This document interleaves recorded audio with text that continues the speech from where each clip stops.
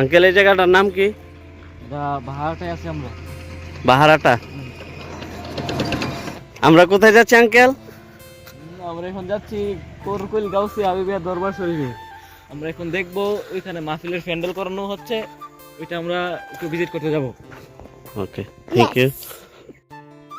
আমরা চলে আসলাম পুরকুল গাউসিয়া দরবার শরীফের সামনে। এটা হচ্ছে মাজার, যে পাশে দেখতেছেন বিশাল বড়, এটা হচ্ছে মাদ্রাসা পুরকুলের, এবং এর সাথে দেখেন এক বিশাল বড় মাঠ যেখানে মাহফিল হয় প্রতি বছর। আর এর পাশে এই যে বিশাল বড় দেখতেছেন, এটা হচ্ছে একটা স্কুল। আমরা যেখানে দাঁড়িয়ে আছি এই সেই হাবিবিয়া দরবার শরীফের রোজা মোবারক, এই সেই মাজার যেখানে লক্ষ লক্ষ আশেকান মুরিদান আসে, মাহফিলে উপস্থিত হয়। এই সেই মাজার, এটা হচ্ছে ভিতরের অংশ। মাশাআল্লাহ।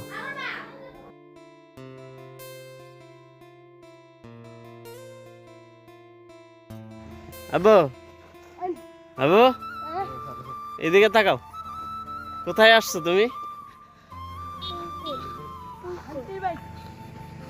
এটা কোন জায়গা? এটা পুরকুল জায়গা। হ্যাঁ, এটা পুরকুল জায়গা। তুমি চিনো? না, এটা আমার বাইকনার থেকে পুরকুল হাবিবিয়া দরবার শরীফে কিভাবে আসবেন? ঢাকা এবং চট্টগ্রাম হতে কুডি চৌমুনি এসে এখান থেকে 30 টাকা অটো ভাড়া নেবে পুরকুল দরবার শরীফ।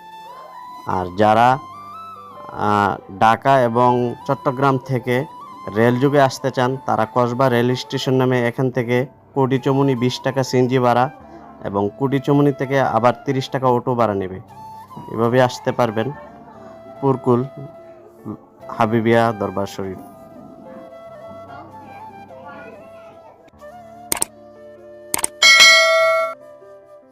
সো এই ছিল আজকের ভিডিওটি ভালো লাগলে লাইক কমেন্ট শেয়ার করে বন্ধুদেরকে জানিয়ে দেবেন। ততক্ষণ পর্যন্ত ভালো থাকবেন সবাই। আল্লাহ হাফেজ।